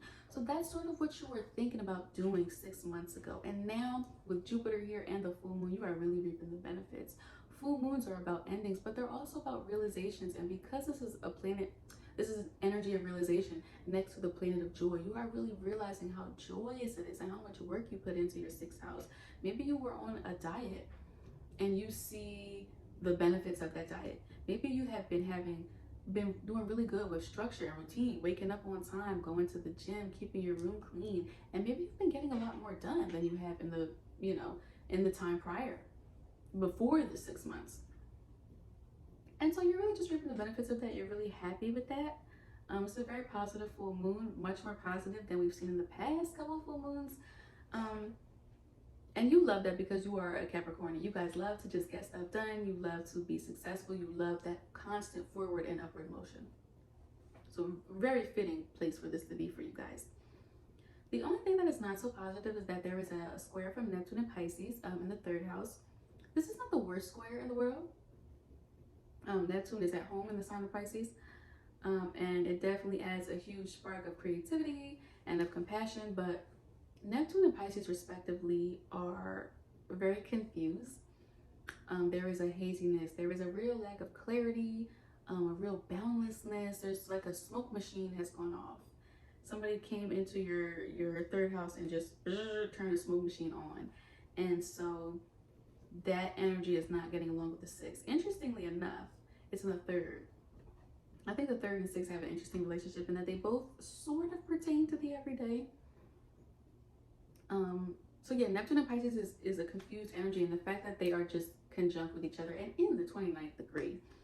You have been feeling for many years now, as Neptune has been transiting Pisces, some confusion in the third.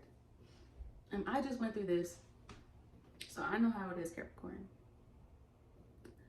There has been a time where, or this has been a period of time in your life where you're very confused in your mind. Somebody has set off a smoke machine up here, not in your subconscious like in the 12th, but in your actual conscious. Difficult for you guys to remember the days of appointments, of times. Oh, sorry, camera got cut off. When Neptune is in your third, there's a real fogginess of the mind, and there's a real fogginess when it comes to transportation, and that just sort of impedes the everyday process, hence this square. Sixth house is definitely about getting things done, and Capricorn, you guys love to get things done. You love that forward and upward motion of progression and building something over time and just being successful. And it's hard to be successful at anything if you're like, wait, where's my phone? Wait, where'd I put that pen? I had a dentist appointment, but it's on, I made the appointment for the dentist that's on 10th Street, but I thought it was their location on 2nd Street.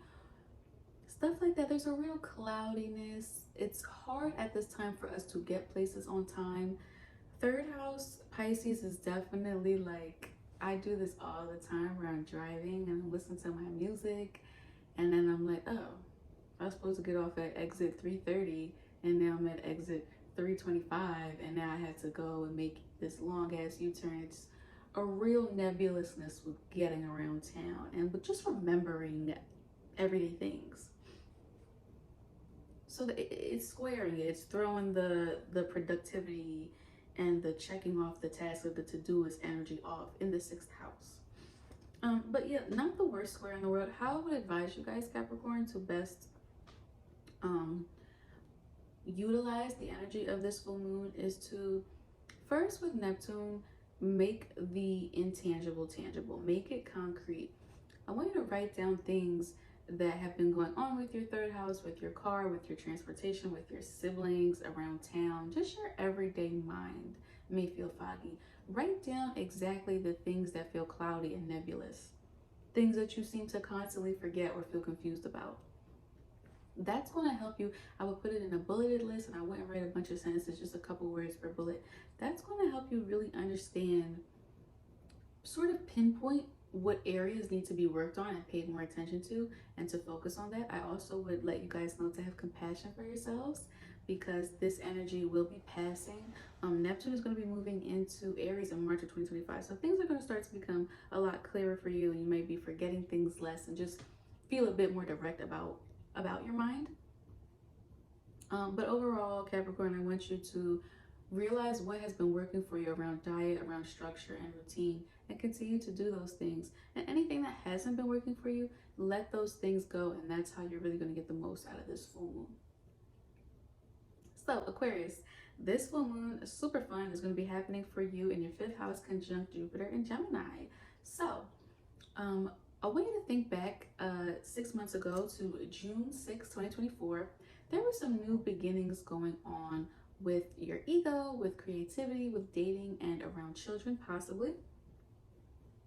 You could have been going on some dates. You could have just been, and this is in Gemini, so you may have been dating multiple people at the same time, maybe being on different apps all at the same time, taking up creative endeavors. You may have joined a couple of different things. You may have bought a camera for some photography, and you may have bought a little electric piano to do that, and you may have started gardening, stuff, something like that. There's a lot of energy in the fifth house. And I think there's a lot of ways in which you were thinking, because this is Gemini, of ways to increase your ego and in ways to boost your self-confidence, ways to love yourself. You were thinking a lot about that at the time. And now those chickens have come home to roost. You are feeling the joy of that. Full moon is about endings, but it's also about realizations. And Jupiter is here, which is the planet of joy. So you are having the energy of realizing how much joy it has been bringing you to do these things, to focus on your fifth house. The more you take care of something, the better it's going to be. The more you take care of your fifth house, the better it's going to be. And so you've been putting work into your fifth house 6 months ago, and now you are reaping those benefits. You are having an increased ego, an increased sense of self-confidence, an increased appreciation of who you are, of being the Aquarius rising that you are. You're realizing how great you are. Like, damn, I'm a good ass friend. I'm an Aquarius. You're realizing how unique you are, how different you are. You're not just opposite or even the same. You are just totally left field, something that people can't even place. That's so beautiful. You are just reveling in yourself right now, reveling in all your ideas, reveling in all of your dates, the fact that you can even juggle all this at the same time, soaking all that up, soaking up the joy of what it's like to date multiple people and to take a little bit from this dynamic and this dynamic and this dynamic and from the personality of this person and that person. That has really brought you joy. Or maybe just dating a lot of people in general brings you joy. It's not a far stretch to think that if people are interested in us, then that makes us feel good about ourselves. And because this is Gemini, this is multiple, if there's a lot of energy, a lot of people interested in us, then we may feel very, very good about ourselves. So that is happening for you at this time. It's a very positive, very fun new moon. The only thing that is not super fun is that it is receiving a square from Neptune and Pisces in the second house. It's not the worst square in the world, considering that Neptune is at home in the sign of Pisces. However, Neptune and Pisces respectively can bring a bit of confusion, of self-delusion. There's just a real lack of clarity and a boundlessness that exists within each of them. So the fact that this energy has come together just is like exponential confusion, and it's like someone has gone into your second house and like turned on a smoke machine and you're like, what, where, who? So, and that's been happening for a while because Neptune is pretty deep into Pisces. That is creating a square. Neptune and Pisces in the second house, confused about money, confused about where it goes. It comes to your account and it's like you blink and then it's gone, or you thought it was empty and you check it and there's stuff in there. You're just not really, it's like the numbers are just going up and down and you don't really know what's going on. But to everyone else, it's very clear. If you were to actually look at your bank statements, you would be like, oh yeah, I did spend that. I know, I went there. But to you, it feels unclear. It feels a mystery. I have Neptune here natally, and I think in the last year, I have just started to get a grasp on clearing the smoke out. But it is quite an energy when it comes to your finances. There's also this, second house is also the house of our values and our self-worth. Your self-worth, you may be feeling that at times, and at other times it's like you're reaching, you know, you're like reaching and you're trying to like feel for something and you're like, oh, I found it. You're reaching and it's like you're not feeling anything. You may be trying to cultivate an ego, cultivate a sense of self-worth, and it may be a bit hard for you. You may feel value in the fact that, like, of your Neptune, hey, I'm a compassionate person. Also very creative. You value your creativity, and you have for quite a few years. It's a very creative time. You could also be selling or buying art a lot at this time, making a lot of money from your creativity. So that is definitely huge for you. But this energy is squaring the energy of the fifth house. It is a blow to your confidence. If you cannot find, you have to go through all of the houses in order to get to the next ones. You have to go through the second house. to get to the 5th house. If you cannot find values to stand on, then you're not going to be able to prop your ego up on anything. If you have a bunch of peacock feathers, and just always imagine that as your 5th house, your Leo energy, but there is no bird to attach it to, then it doesn't really work. You have to find things about yourself first in order to express that ego within your 5th house.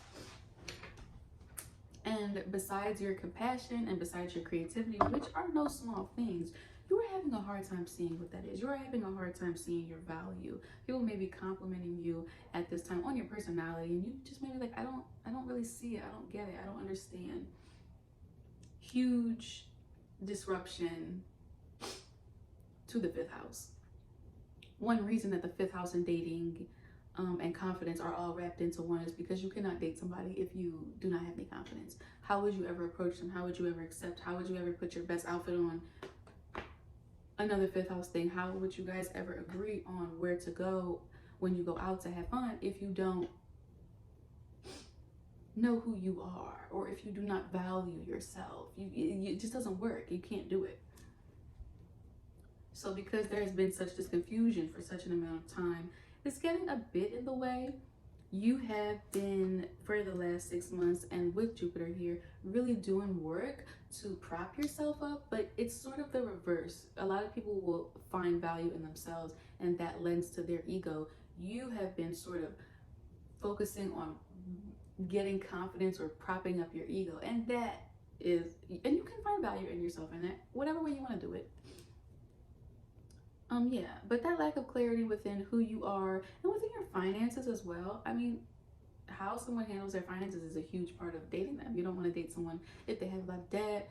You know, how embarrassing would it be to go on a date and you swipe your card to pay and it declines? Stuff like that does get in the way of dating.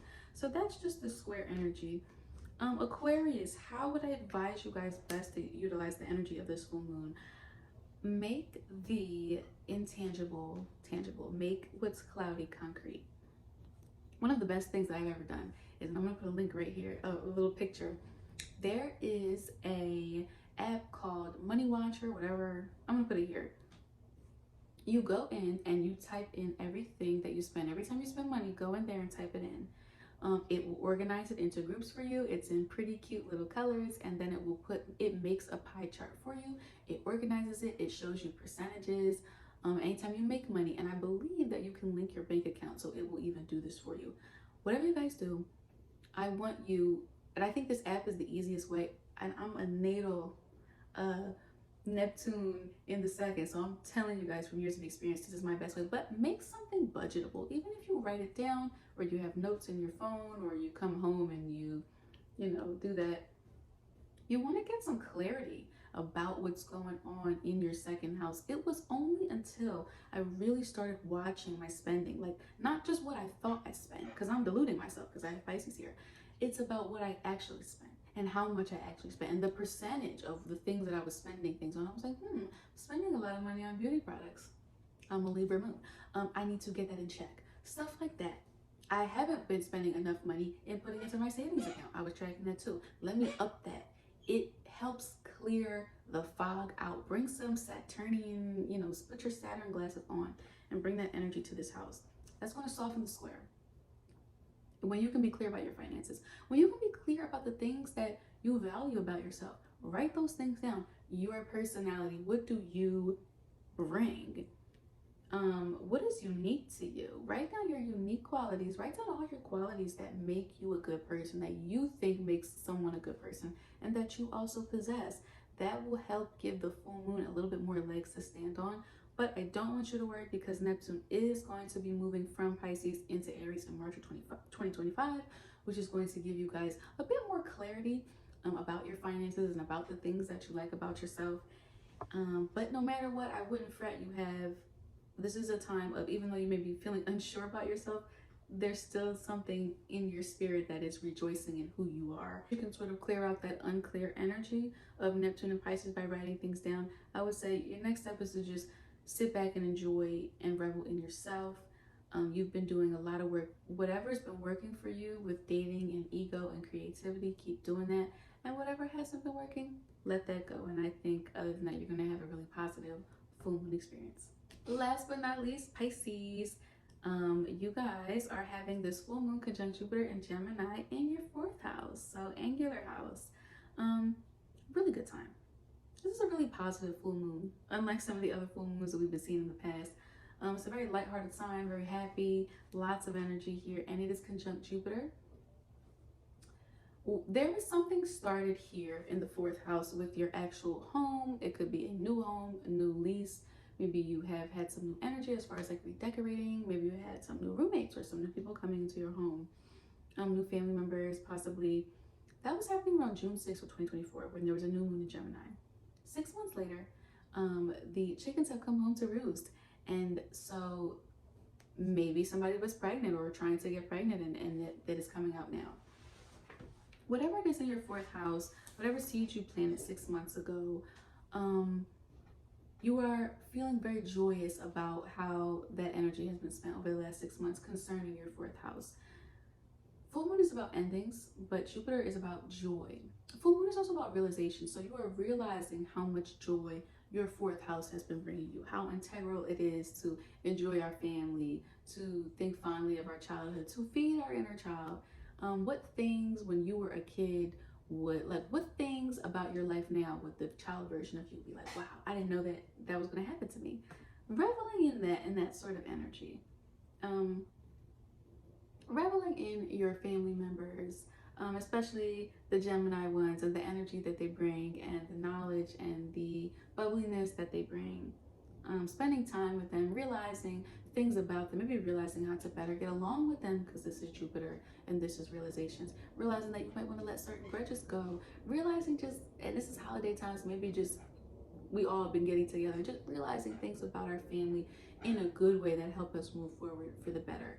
Jupiter, even though it stays in a house for a year, it sends us on a positive path. It gives us a push in a positive direction in whatever house it's in that lasts far beyond, after Jupiter moves out. And whenever we feel good with our family and in our home, we inevitably feel good in life. 4th house is the deepest, like our soul, our inner child, our childhood, our core being. And so when that is feeling good and you have Jupiter here, it's just a really good time for you in the world. And it really comes from the bottom and it radiates out through everything. The only thing that doesn't feel so good is that there is a Neptune. There's a square from Neptune and Pisces that is in your 1st house. This is not the worst square in the world for 2 reasons. 1, you are a Pisces rising, so this energy is not super foreign to you. 2, Neptune is the ruler of Pisces, so this planet is very comfortable here in this sign. I will say, so Neptune and Pisces, both of them respectively can be very confused. There can be a delusion, not a delusion. There can be self-delusion, but there can also be like deceitful delusion from others toward us. There's also a delusion where we delude ourselves. And the fact that these two are conjunct, it has been over time. The fact that you are Pisces rising, triple time, and the fact that it has been in your 1st house, quadruple time. Depending on Pisces, Neptune has been in Pisces for a while. Depending on where your ascendant starts, it will determine how far along you are in this transit, but nonetheless, it has been going on for a while. You have been feeling for quite a few years now, very unsure and very confused about who you are, about what makes you you. If someone said, hey, go up to the board and write 10 bullet points adjectives that describe yourself, you may be lost. You may be looking to others to find who you are. You may be very much soaking things in. Pisces is very much about soaking things in that's around them. You are like a cup of water and everyone else is like these colorful drops of dye. And so there's all this going on within you. And you may be writing down adjectives of the people around you, but when there's Pisces energy, when there's Neptunian energy, something is off. And we just cannot put our finger on what it is. And so even when you think you know yourself or you're writing those adjectives down, it doesn't really, when you read the list, it doesn't really feel like you. But you can't really pinpoint which ones are off or which ones should be there. Something you're just not, you're like, who am I? It's like you're looking in the mirror, but there's just like a misty fog, you know, in front of you. It is quite a transit and has been quite a transit for you guys. Not necessarily bad, but just a very, very thought-provoking one. Neptune transit, the first is intense in Pisces, with you being a Pisces rising, is intense. There's also some confusion, I would say, about the direction that you may want to be going in your life. You may not really know, like, when someone says, hey, what's your 5-year plan or your 10-year plan? You're not like sure. You're like, eh? When you don't know who you are, when you are not sure, when it doesn't feel like it's on stable ground, it is hard to say where you're going, because you can't even picture yourself in the future, what your future self is doing, because you do not know your future self right now. This energy is squaring the full moon in the fourth, because while you are feeling joyous, there's still this like nagging feeling of like, well, who am I? And what do I want? And where do I fit in? And who do I fit in with? Who am I? Only when we know ourselves can we do everything else. You have to go through a house to get to all the subsequent houses. The first house you have to get through is the first house. None of the other houses can stand on solid ground if you do not first learn this. This has to be handled before anything. That's why it's first. First things first. So this has been quite intense. This is really a transit of a lifetime. Neptune being in Pisces, Neptune is a very slow transit. So it's definitely been an interesting journey for your soul to find out who you are. It takes a bit away from the joy when you feel like you don't know. It is a bit confusing for you to figure out how to interact with your family. If you are confused or still trying to figure out who you are, it's harder to interact with family. It's, am I the goofy cousin? Am I the, you know, serious older sister? Am I the philosophical uncle? You do not know your identity enough to interact with them fully. And make no mistake, you're still feeling joy. It is an overwhelmingly full moon no matter the square. But it's just not as joyous as it could be. The Neptune and Pisces is taking it down just, you know, just a notch or two. But out of 10 notches, that's still pretty good. My advice for you guys, Pisces, first is to have compassion for yourself. Neptune will be moving into Aries in March of 2025. So there will be an increase in clarity on who you are, and there is a more assertiveness and a directness where you will know that is coming. So be patient with yourself for that. The key to anything Neptunian, anything Piscean or 12th house, is to make what is unclear clear, to make the intangible concrete. I want you to really write down during this full moon 10 adjectives that would describe you, maybe even 10 to 12, no less than that. Bullet points. Are you goofy? Are you serious? Are you practical? Like, write down what you think describes you. I want you to look at it. If it doesn't feel right, I want you to write bullet points of what you want those 10 things to be. Which ones do you feel fit? Which ones do you feel not fit? The ones that don't fit, write down bullet points for those. And not a lot of words so we don't get lost in our thoughts. A couple words, couple bullet points. Why did I write this bullet point if I don't feel like this characteristic fits me? Where did I get that from? Is this something that I want to emulate? Explore. Writing it down is a way to make things clear for ourselves. Once you can do that, this energy will be a lot less frustrating to you.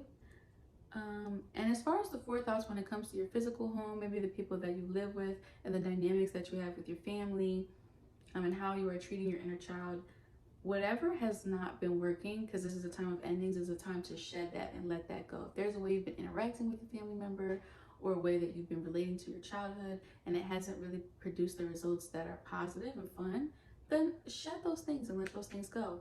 But for the past 6 months, there has been a lot of work and a lot of buildup in a positive way for your fourth house. So I want you to see what things have worked and then continue to do those.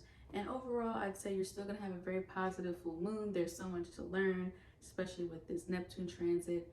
Yeah, and so I just want to hear your experiences. So anyway, you guys, that's going to be the full moon on December 15th, 2024. I can't wait to hear your guys' experiences, and I told you a little bit about mine, and I will see you guys in the next video.